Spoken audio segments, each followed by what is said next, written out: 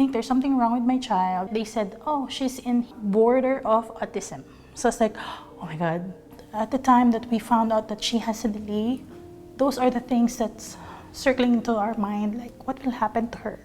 What if we're not here? Will someone help her, look after her?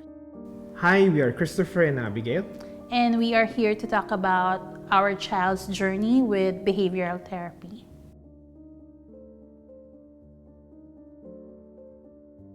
Yeah, we're a family of 4.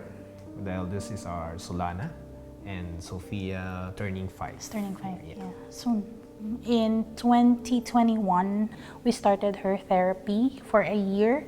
It's ABA therapy, also the OT, occupational therapy for her. At first, I was on denial because I don't see any difference. But as for the doctors and my wife's intuition, I followed her because, yeah, you know, mother's instinct. For me, I was on the verge of like watching these YouTube videos about mothers who copes about having their children having these disabilities or developmental delay. So I was like, on my mind, I was like, let's just do it. Let's just make it. Let's just start it. That's what I wanted to do.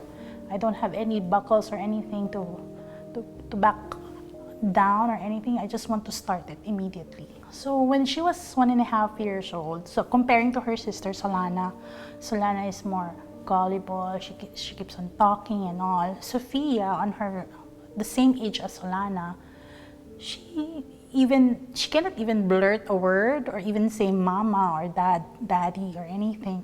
And she can't even look at you. Whenever I call her many times, few times, 5 times, 6 times, she's not looking back. So it's like, there's something wrong. But then again, I am just the only one feeling it, maybe. So I'm not telling it to him because I'm scared he might disregard it. So I just kept it with me for like 6 months.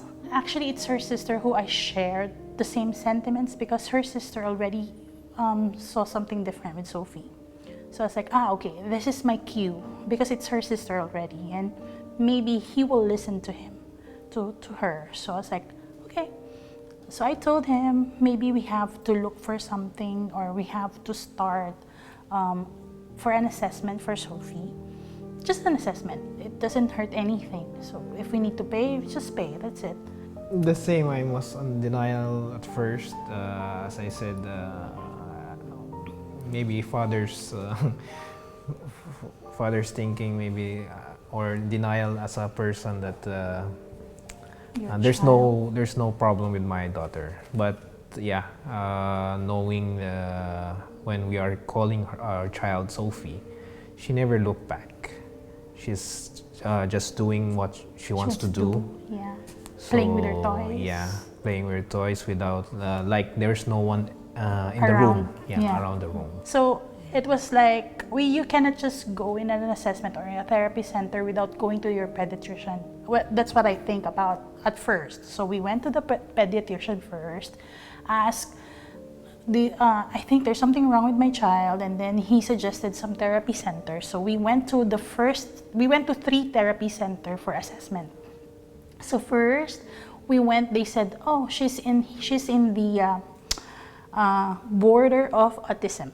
So it's like, oh my God, autism. So I was like, okay, what we're gonna do? And they said, okay, we have to do the ABA therapy 3 times a week, occupational therapy 3 times a week, speech therapy 3 times a week. But that was at the verge of like, Sophie at 2 years old, she started to say her full name. So I was like, no, she doesn't need a speech therapy. I think she needs something else. So we went to another therapy center, and then from there, they said, it's not autism, maybe a developmental delay, but we can still work on it. Then suddenly on the 3rd one, we found it within our community, which is like 10 minutes away from us. The fees are very nice. I mean, the people are very nice. When we entered the assessment room, it was so nice, so calm. Everybody is so welcoming. And then, yeah, we proceed to the third one. But before that, before we went to the third therapy, actually the doctor said if we did not actually Do it right away. do it right away, it will lead to autism. According. Because she was diagnosed with developmental delay for like 1.5 years. Actually, I was there. Yeah, we were there. Yeah, we were there on the first one. I felt like this is the moment that she needs at the time. So I don't feel the emotional, the struggles or crying at the time. I feel like, okay, this is it. This is how it starts. This is how it's gonna look like. I don't know until when, but we will start it and we will do it as long as she needs it. For me, actually, I don't know what's going to happen, if she's gonna cope from the doctors. But the good thing is, in this therapy, it's like a one-on-one session. So there's a bit confidence from that clinic, but from the therapy. After the assessment, they gave us a schedule, and then right away we did it. Like, we didn't wait for like a month or 2 weeks. As long as there's a slot for her, we do it right away. From the doctor, it said we need an urgency action. So urgency. if we delay, maybe it will be more complicated for her.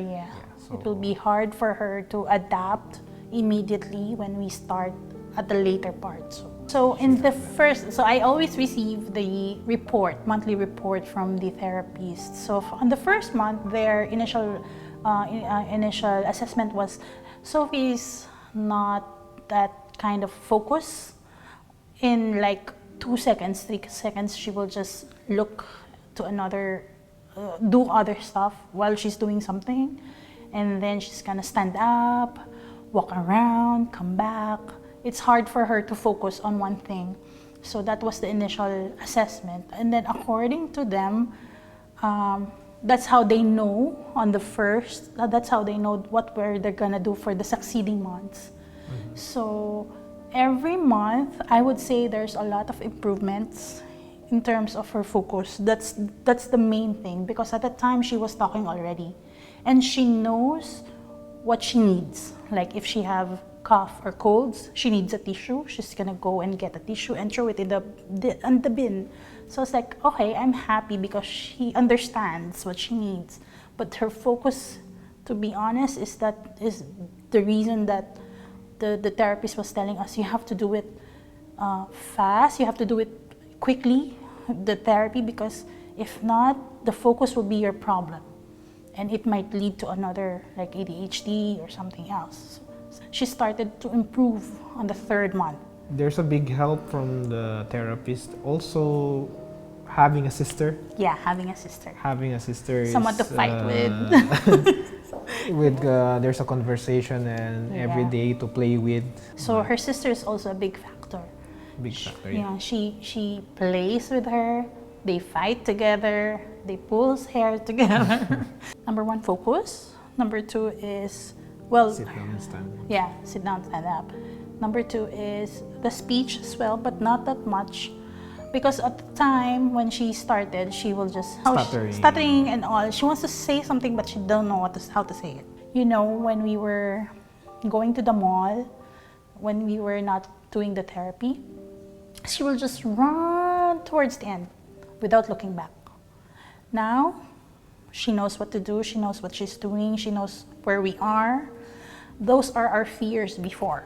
Those are the things that even if on her therapy, those are the fears that I cannot let go of her, even holding her or something, because I know there's something that's gonna happen, and maybe she won't find us, or maybe there's someone who will just get him or somewhere else in the mall or something. So for me, it's very rewarding to know what happened. But in the latter part of this year, I found out that a lot of people, or most of the new people that I meet or met, they don't see anything different with her. They see a child who's just normal. Like normal kid. Yeah. Normal kid. This is how she is. this is her now. There's nothing wrong For the assessment, for the checking. assessment, yeah, for checking. Yeah, there's nothing wrong. Especially for the future of our kids. That's our priority actually. So yeah, we are vocal. Yeah, we are expressive. Expressive in terms of telling everybody what we have been through, what Sophie have been through. You know, they say being a parent is not a walk in the park. But what we experience is not just a park. Maybe though this is a park with thorns of, that you never know what will happen. And at the time that we found out that she has a delay, those are the things that's circling into our mind, like what will happen to her? What if we're not here? Will her sister help her? Will someone help her, look after her? So those are the things that in our mind that I know right now was answered. And we're happy that everything is, we started it immediately. So that's what we want to share to our friends, especially to our colleagues. We're not shy of telling it to people because awareness is the key and acceptance is one step for your child's future. At the end of the day, it's always the parents' acceptance for whatever your child is going through because you're the only person who will accept your child. While we're still here, we will support her, both of them. We will support whatever they like, whatever they want to be. And we are hopeful that someday, when she looks back, she will remember that she's a testament of something good, something big for the community, for everybody, for those people who needs to listen about our story. Yeah.